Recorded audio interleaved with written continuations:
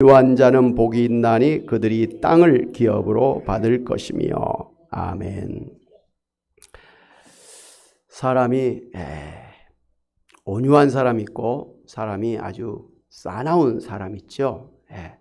그 온유하다는 것은 성격이나 그 사람을 대하는 태도가 온화하고 부드럽다라고 하는 그런 의미죠. 특별히 자신을 힘들게 하는 사람이나 대적하는 사람에게조차도 분노하거나 혈기를 부리면서 싸우거나 비난하지를 않고 온화하고 부드럽게 대하는 사람을 우리가 온유한 사람이라고 말을 합니다. 이 온유하다는 것은 꼭 다른 사람에게만 그렇게 부드럽고 온화한 게 아니라 자기 자신에게도 부드럽고 온화한 사람을 말합니다. 다른 사람한테는 그나마 좀 참고 어떻게 하는데 자기 자신을 참지 못해서 스스로 자기를 갖다가 자해하고 극단적인 선택을 하는 사람들 있죠. 자기를 갖다 죽음에 몰아내버리는 그런 사람도 있습니다. 그것은 온유한 사람이 아닌 것이죠. 이 온유한 사람은 마음이 악하지 않고 악을 악으로 갚지 않고 악을 오히려 선으로 갚는 그런 사람을 의미를 합니다. 우리나라의 김소월 시인의 그 진달래를 우리가 많이 애송을 하지 않습니까? 바로 이 진달래꽃은 온유한 그런 사랑을 잘 묘사하고 있습니다. 진달래꽃 김소월, 나보기가 역겨워 가실 때에는 말없이 고이 보내드리로이다. 영변의 약산 진달래꽃 아름다다 가실 길에 뿌리오리다. 가시는 걸음걸음 놓인 그 꽃을 사뿐히 들여받고 가시옵소서. 나보기가 역겨워 가실 때는 죽어도 아니 눈물 흘리오리다. 아멘. 이 시는 우리 장기숙 선교사님이 했어야 되는데 참 이따 한번 해보시죠. 다를 것 같은데요. 성우신데 자기를 사랑하던 님이 자기를 역겨워해서 떠나는 사람에게 원망하거나 불평, 불만하거나 저주하지 않고 깨끗하게, 요즘 말로 말하면 쿨하게 보내드리겠다고 하는 그런 내용이죠. 그것도 진달래꽃이 가장 아름답다고 하는 영변 약산의 진달래꽃을 한아름 가득 따다가 자기를 버리고 가는 사람의 가는 길에 레드카펫처럼 깔아주겠다고 하는 그런 마음입니다. 이 얼마나 아름다운 마음입니까?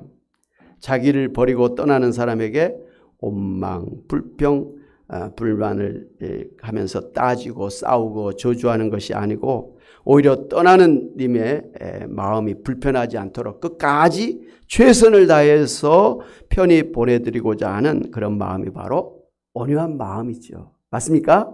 온유한 마음이에요. 요즘에 이런 마음을 가진 사람들이 있을까 싶기도 합니다. 네가 나한테 그럴 수가 있느냐? 나도 네한테 2배로 갚아주리다. 너만 바람피냐? 나도 바람핀다. 뭐 이런 세상이 이 온유한 그런 세상에서 많이 변화됐다 이런 생각이 되어집니다. 하여튼 이 진달래꽃을 생각하면서 오늘 우리 주변을 볼 때 사람들이 온유해지기보다는 참 싸나워졌다 그런 생각이 됩니다. 최근에 그 뉴스에도 보면 그 참 변심한 애인 집을 찾아가서 불을 지르고 그 가족을 그렇게 또 살해하는 그런 끔찍한 일들이 좀 반복되고 있는 것 같아요. 그래서 요즘에 젊은 여자들이 참 함부로 남자들을 만나서는 안 될 것 같다. 잘못 만나서 큰 탈 나는 이런 일들이 있기 때문에 결혼도 결혼이지만 결혼 전에 이렇게 데이트하고 그럴 때도 참 다 알아보고 해야겠다. 뭐 이런 생각이 되어집니다. 딸 가진 그 부모들은 딸이 남자를 안 만나는 것도 참 문제지만 또 아무나 만나는 것도 참 문제인 것 같아요. 조심스러울 수밖에 없는 그런 부분이 있죠. 예. 정말 사랑했다고 한다면 그렇게 할 수는 없는 거죠. 예. 그렇기 때문에 그동안에 사랑했다고 하는 것은 진짜 사랑이 아닌 가짜의 사랑이다. 어떻게 보면 역정적인 그런 사랑이 아니었을까 이런 생각을 해보는 것이죠. 그래서 고린도전서 13장 4절에서는 사랑은 온유한 것이다 라고 그렇게 분명하게 말씀을 했습니다. 사랑한다고 한다면 조금 힘들어도 힘들다고 해가지고 욕하고 싸우고 버리고 헤어지지는 않는다는 것이죠. 조금 힘들다고 해서 욕하고 싸우고 버리고 헤어지는 것은 사랑이 없다고 하는 증거인 것입니다. 근데 먼저 우리가 이제 알아야 될 것은 우리 하나님이 온유하신 분이라는 것입니다. 하나님은 상한 갈대도 꺾지 아니하시고 꺼져가는 심지를 끄지 아니하시는 하나님이십니다. 하나님은 인자와 자비가 영원하신 하나님이십니다.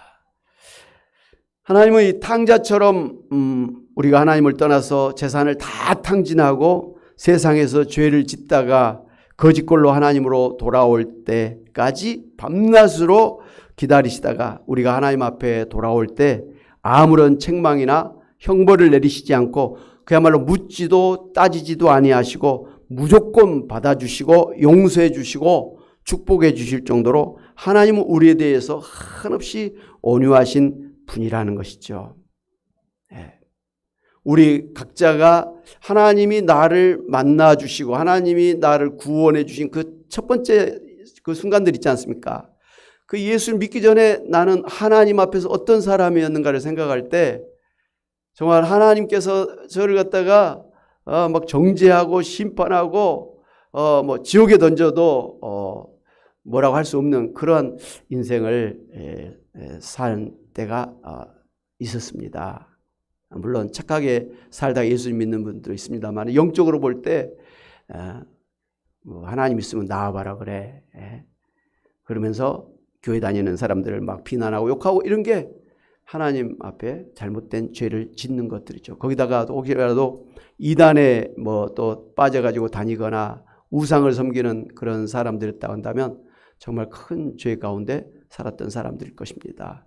그런데 그렇게 하나님을 부정하고 하나님을 대적하고 하나님을 믿는 사람들 교회를 비난하고 막 정죄했던 그런 우리 자신을 하나님께서는 한 번도 그냥 막 심판하고 정죄하고 그렇게 저주하지 않으셨다라는 것이죠. 그랬다면 우리가 지금 이 자리에 있을 수도 없는 것이죠. 하나님은 보니까 우리가 아무리 허물도 많고 연약하고 죄가 있고 심지어 하나님 앞에 온수 같은 하나님을 대적하는 그런 자리에 있었던 사람일지라도 하나님은 계속해서 아무 일이 없었던 것처럼 계속해서 우리를 기다려주시고 그리고 우리가 주님 앞에 돌아올 때 주님은 두 팔을 벌리고 환영하면서 우리를 품어주시고 안아주시고 축복해 주신 줄로 믿습니다. 예. 하나님이 온유하시기 때문에 우리가 오늘 이 자리에 있다라는 것 아니겠습니까? 예수님도 마태복음 11장 28절에서 29절에 수고하고 무거운 짐진 자들아 다 내게로 오라 내가 너희를 쉬게 하리라 나는 마음이 온유하고 겸손하니 나의 멍에를 메고 내게 배우라 그리하면 너희 마음이 쉼을 얻으리니라고 하셨습니다.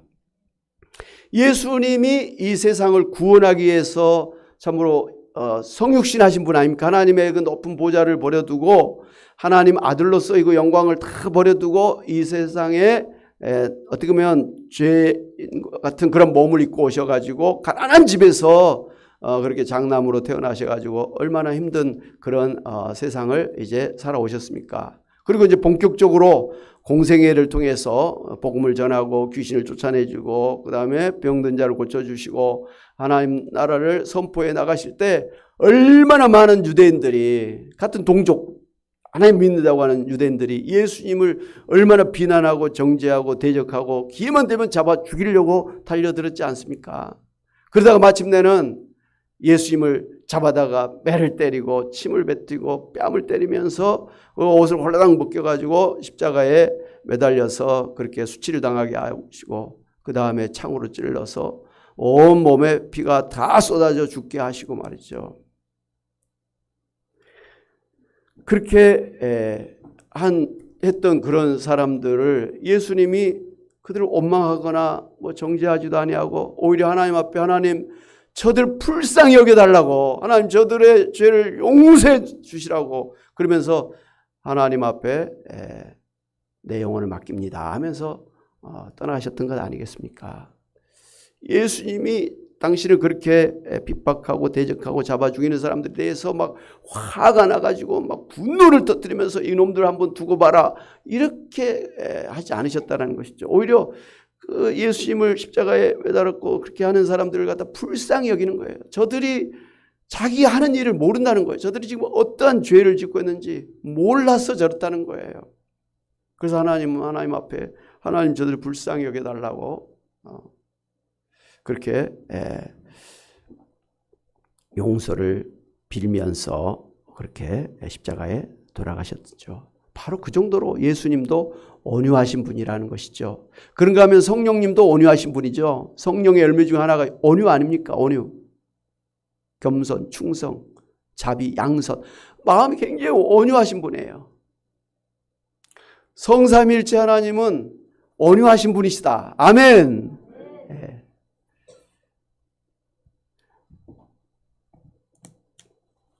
그런가 하면 예수님의 제자들, 사도들도 참 온유한 사람들이었습니다. 고린도후서 10장 1절에 보면 사도 바울이 너희에 대하여 담대한 나 바울은 이제 그리스도의 온유와 관용으로 친히 너희를 고난하노라. 언제 이런 말씀하셨냐면 초대교회, 특별히 고린도 교회 사람들이 자기 고린도 교회를 세우고 담임 목사를 섬기고 있는 이 사도 바울에 대해서 계속해서 비난을 했어요. 뭐냐면 당신은 예수님의 12사도가 아니다. 예수님이 직접 부른 12사도가 아니다 하면서 그 사도 바울의 사도성을 부정했었습니다.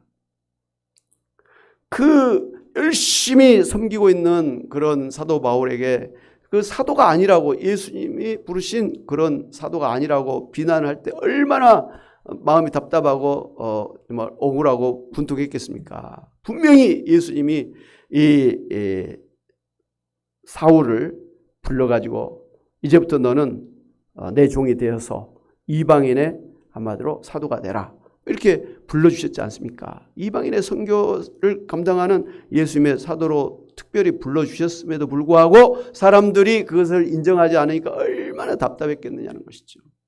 자기가 그렇게 애를 쓰면서 섬긴 그 성도들이 그렇게 부정적으로 대할 때 얼마나 마음이 아팠겠습니까? 그런데도 불구하고 사도 바울은 그리스도의 온유와 관용으로 너희를 갖다가 지금까지 대했다. 이렇게 말하고 있는 것입니다. 그래서 사도 바울이 이제 고린도서 13장 사랑장에서 그 온유와 겸손하고 오래 참음으로 고린도 교회를 목회하고 있다고 그렇게 고백을 했었습니다. 그런가 하면 이제 베드로, 야고보, 요한, 불의 사람들이었어요. 성격이 얼마나 급하고 그런 강한 사람들인지 모릅니다. 그런데 이랬던 사람들도 나중에는 온유한 사람으로 그렇게 다른 사람들 앞에 자신을 이렇게 내어놓을 정도로 순교할 정도로 그냥 어린 양같이 순한 어린 양같이 자기를 완전히 내어놓을 정도로 순한 그러한 온유한 사람으로 마지막 그렇게 순교의 자리에 선 것을 볼 수가 있습니다. 이 사도들도 그러거니와 이제 하나님께서 이 세상에서 가장 온유한 사람이라고 칭찬해 줬던 사람이 누구죠? 모세죠. 네. 여러분 모세는 그 80의 노인 아주 힘든 나이에 하나님의 부름을 받아가지고 애굽에 가서 이제 이스라엘 백성들을 갖다가 출애굽시키지 않습니까?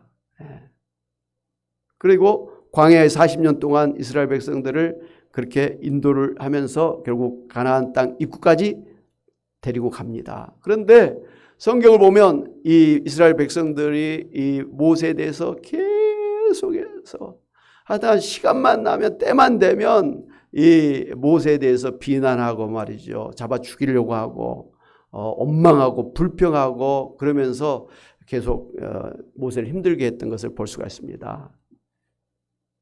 그런데 이 모세의 형 아론과 그의 누이 미리암은 모세가 이 이방 여인 구스 여인과 이제 결혼을 했지 않습니까? 그때 이거 흑인 여자하고 이방 여인하고 결혼한다고 엄청나게 비난을 하면서 그렇게 반대를 했었습니다. 다른 사람은 몰라도 가장 자기를 이해해주고 받아줘야 될 형제 가족이 반대하고 비난하고 막 정죄하고 대적했을 때 얼마나 마음이 아팠겠습니까? 우리가 다른 사람, 멀리 있는 사람이 나를 좀 비난하고 욕하면 그냥 우리 지나갑니다. 그런데 나랑 가장 가까이에 있는, 나랑 가장 가까이에 있던 친구가, 가족이 나를 비난할 때는 그거 참 감당하기 어렵습니다. 다른 사람은 몰라도 너가 나한테 그럴 수가 있느냐? 참 그런 마음이 드는 거예요. 막 지금까지 내가 헛산 것 같고, 내가 지금까지 했던 그 모든 수고가 잘못된 것 같고 말이죠. 얼마나 답답합니까? 근데 바로 모세가 그런 형편에 처해 있다는 것이죠. 그럼에도 불구하고 모세는 그렇게 힘들게 인도했는데도 불구하고 자기를 비난한 유대인들에 대해서도, 그리고 미리암과 아론에 대해서도 대적하거나 얼굴을 붉히거나 막 너는 뭐 너희들은 잘하느냐 하면서 야단치거나 그런 게 없었다는 것이죠. 그런 모세의 모습을 보고 하나님이 참으로 이 세상에서 제일 온유한 사람이 바로 모세 너구나 라고 인정해 주셨다는 것입니다. 할렐루야. 물론 천성이 온유할 수도 있습니다만은 그 모든 그 어려움 속에서 비난과 그 핍박과 대적을 받으면서도 그거에 대해서 온유하게 하니까 하나님께서 이 모세를 온유한 사람이라고 인정해 줬던 것이죠. 좋은 사람에게 좋을 때 우리가 온유할 수는 있습니다. 얼마든지 온유할 수 있습니다. 그런데 문제는 나를 힘들게 하는 사람, 나를 비난하고 정죄하고 나를 갖다가 등을 치는 사람, 이런 사람들, 뒤에서 욕하는 사람들 우리가 온유하게 대하기는 어렵죠.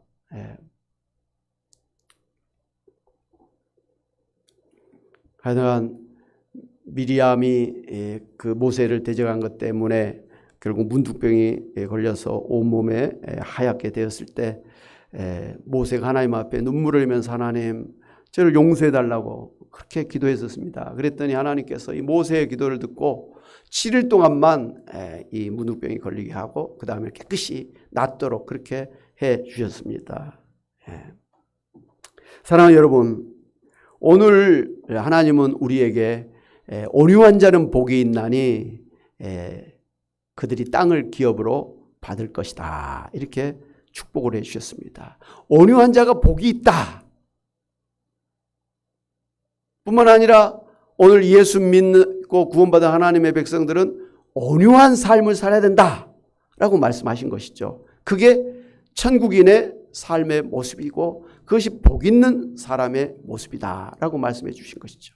그런데 여러분 분명히 우리가 알아야 될 것은 우리가 온유하게 살려고 애를 써야죠. 화날 때 참고 막 분노가 있을 때 그걸 또 삭히면서 항상 온유하게 부드럽게 그렇게 우리가 해야 되는 건 맞습니다. 노력해야 돼요. 그런데 이 팔복에 복이 있나니 이 말씀은 그런 우리가 뭘 어떻게 잘해야 하기 전에 이미 우리는 하나님 앞에 복을 받은 사람들이라는 것이에요. 어떤 복? 온유의 복을 받았다라는 것이죠. 우리가 어떻게 온유한 사람이 될 수 있습니까? 우리가 예수님 믿고 구원받을 때 성령께서 우리 안에 내주하시지 않습니까? 근데 성령의 그 성품, 성령의 열매가 바로 온유 아닙니까? 아멘. 그러니까 온유하신 성령이 우리 안에 계시기 때문에 우리는 온유한 사람이 지금 되어 있는 것입니다. 아멘. 그것을 알아야 되는 거예요. 그래서 우리는 이미 온유한 사람이 되었기 때문에 복이 있는 사람이고 또 우리 안에 계신 성령을 힘입어서 다른 사람들에게 온유하게 대함으로 더욱더 복이 되는 것입니다. 네, 우리가 이제 쭉 팔복의 말씀을 지금 살펴보고 있는데 이렇게 시작부터 마지막까지 쭉 보면 말씀이 다 같은 말씀이에요. 심령이 가난한 사람이 온유한 사람이고 또 애통하는 사람이 온유한 사람이고 다 그렇습니다. 긍휼히 여긴 사람이 온유한 사람이고 다 다 연결돼 있어요. 각자가 아니라 결국 애통한 사람이 온유한 사람이 되고, 의로운 사람이 온유한 사람이 되고 그렇게 됩니다. 그래서 우리가 하나님의 팔복을 받은 사람으로서 하나는 있고 다른 건 없고가 아니라 사실 다 우리에게 주어졌다는 것입니다. 어떻게 보면 이제 하나님의 성령의 DNA 유전자가 우리 안에 이미 들어와 있는 것입니다. 우리는 우리 안에 주신 그런 온유한 그런 마음을 가지고 그것을 밖으로 이제 나타내면서 살면 되는 거예요. 우리의 그 열심이 필요한 부분이다라는 것이죠.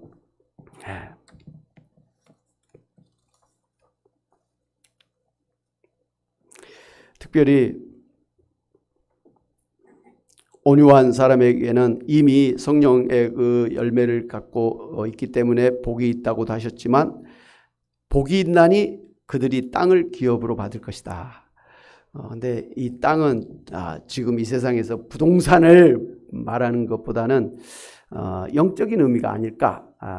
우리는 하나님 앞에 구원받은 사람으로서 결국은 하나님 우리에게 주신 최고의 땅은 뭐죠? 새하늘, 새 땅, 천국입니다. 할렐루야.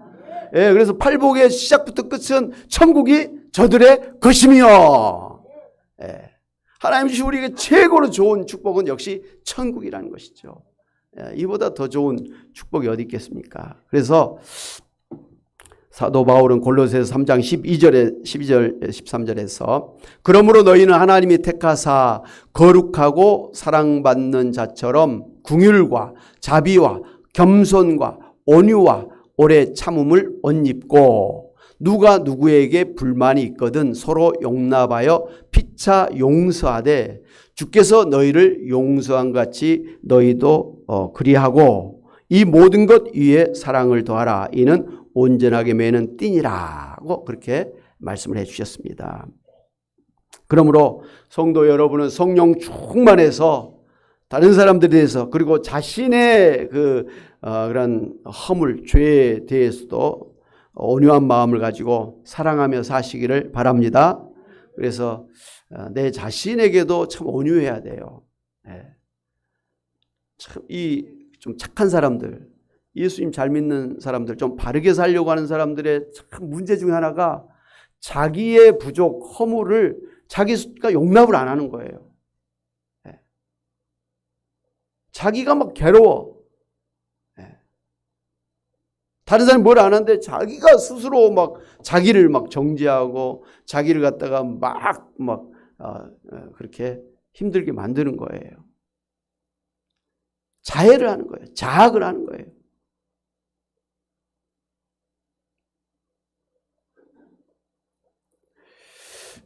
여러분, 온유는 물론 다른 사람에 대해서도 온유해야 되지만 여러분 인생에 대해서도 온유하시기를 바랍니다. 하나님이 여러분을 갖다가 정말 사랑하고 소중히 여기고 껴안고 그렇게 늘 가까이 대하기를 바라시고 기뻐하시는데, 그런 여러분을 왜 여러분은 여러분 자신을 못마땅하게 생각하고 여러분 자신은 거울에 비친 여러분의 모습을 왜 외면하느냐는 것이죠. 젊었을 때나 연세 드셨을 때나 잘났을 때나 못났을 때나 하나님은 여러분을 참 사랑하신다라는 거. 그런 마음으로 여러분 자신을 마지막 인생 끝까지 사랑하시기를 바랍니다.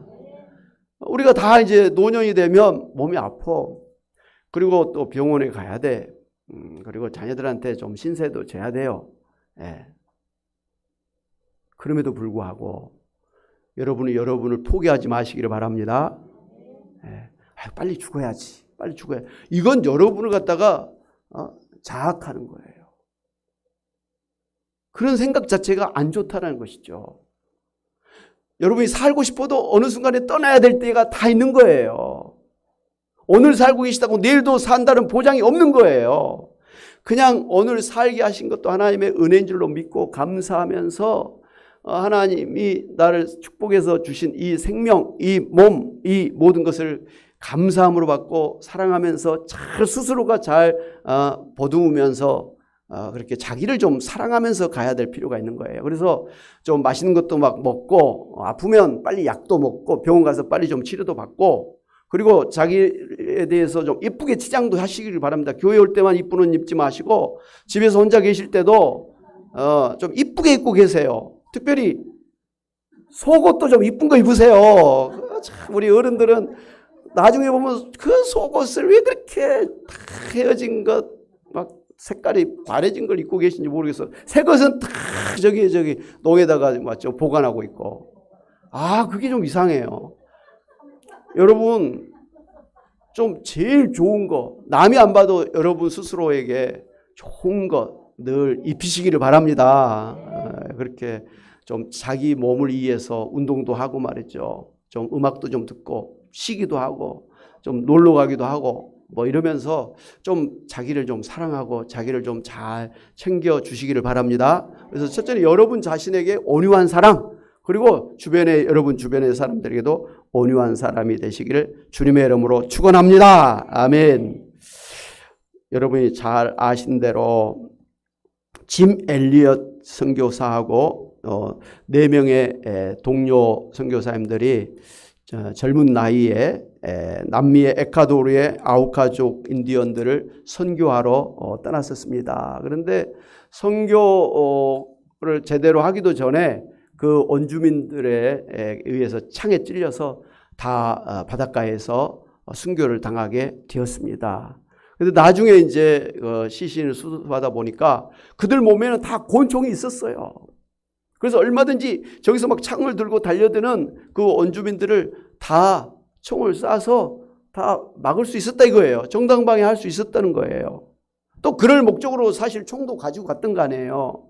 근데도 불구하고 그 5명의 젊은 선교사들이 총을 꺼내지도 않았고 쏘지도 않았다. 한 발도 쏘지 않았다. 그냥 다 창에 찔려서 죽었다라는 것을 발견했었습니다.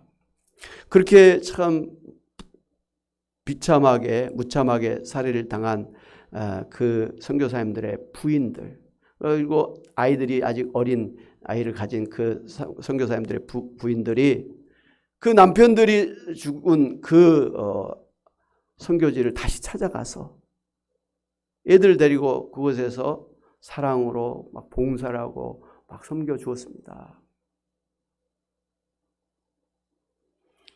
그리고 그 아이들이 자라나가지고 그 마을에서 아버지를 이어서 선교사로 섬기게 되었습니다. 할렐루야.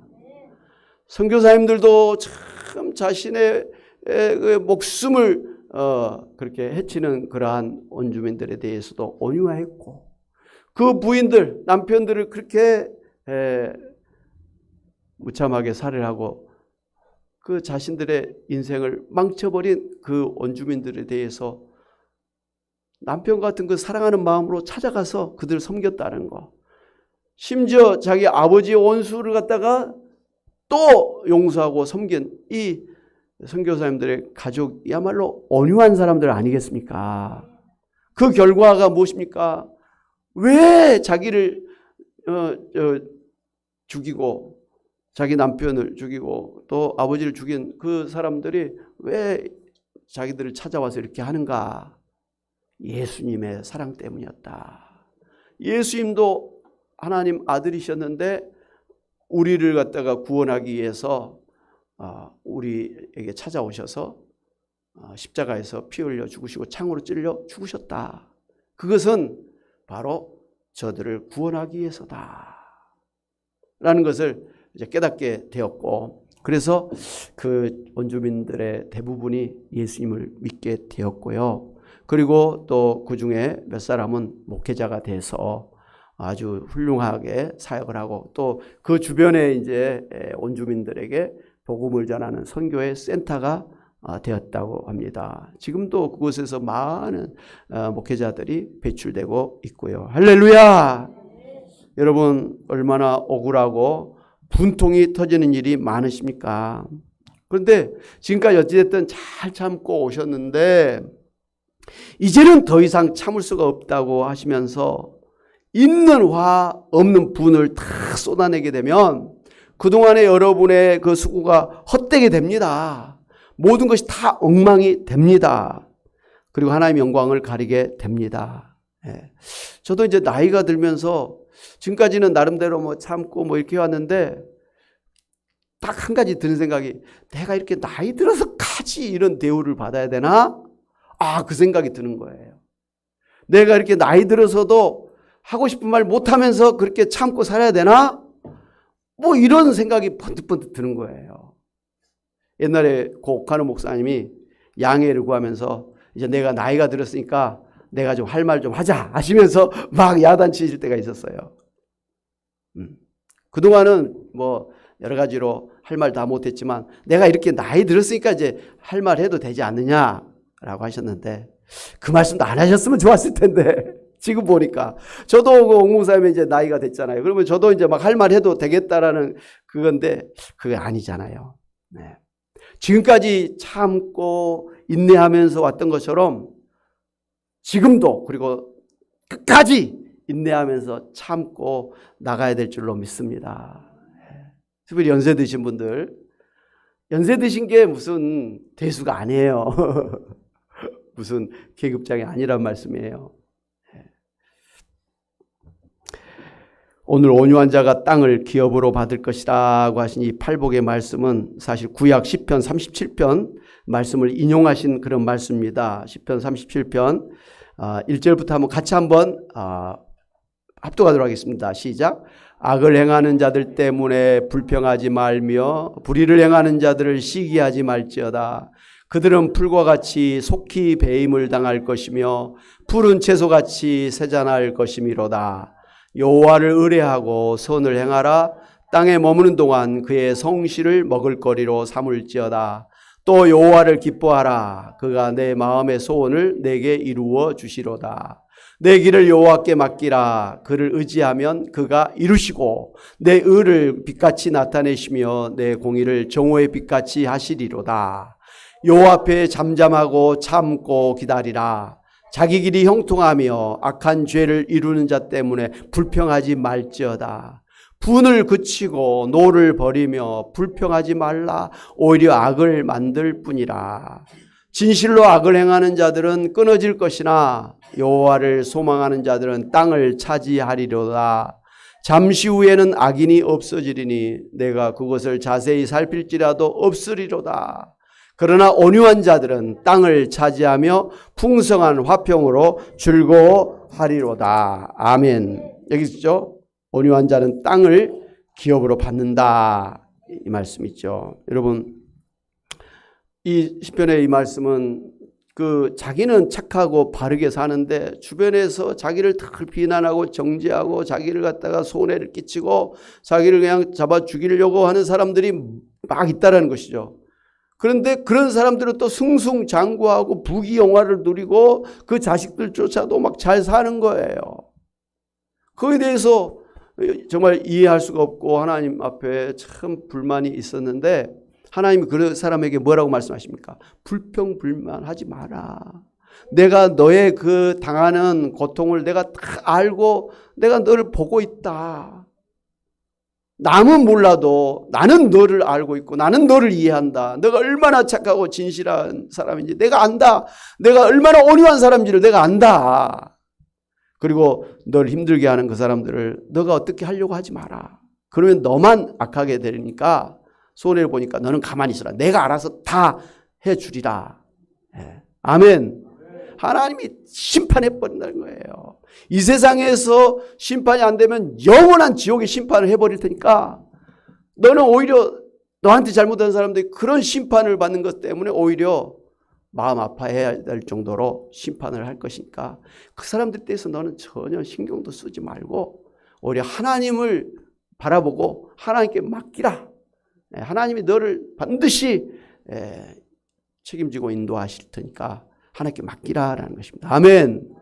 사랑하는 여러분, 오늘 우리가 온유한 삶을 살아야 되는데 온유하기 위해서는 우리 안에 계시는 성령의 그 온유의 열매를 가져야 됩니다. 성령 충만하면 온유한 사람이 될 줄로 믿습니다.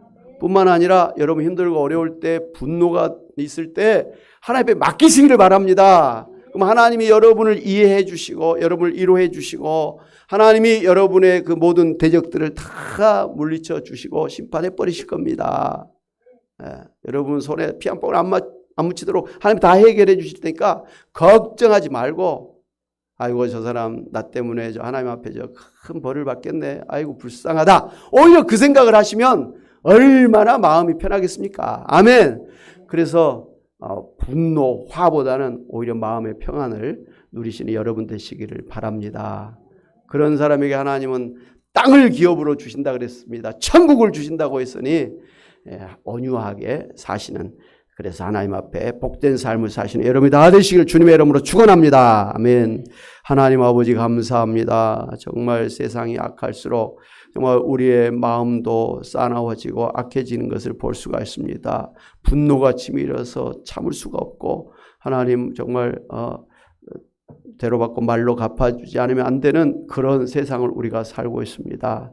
하나님 지금까지는 이렇게 저렇게 참고 왔지만 이 때까지도 이 나이 때까지도 그렇게 사는 게 너무나 억울하고 온통해서 그냥 폭발하고 싶을 때가 많이 있습니다. 그러나 하나님은 우리에게 온유하라고 말씀하였사오니 하나님 앞에 온유한 저희들 되게 하여 주옵소서. 성령의 그 온유의 열매를 저희가 맺게 하여 주옵시고 또 하나님께 모든 걸 맡김으로 무슨 어떤 상황이든 사람을 만나도 온유한 저희들 되게 하심으로 하나님이 주신 천국을 누리며 살아가는 저희들 되게 하여 주시옵시고 마음이 평안케 하여 주시고 몸이 강건케 하여 주시옵소서.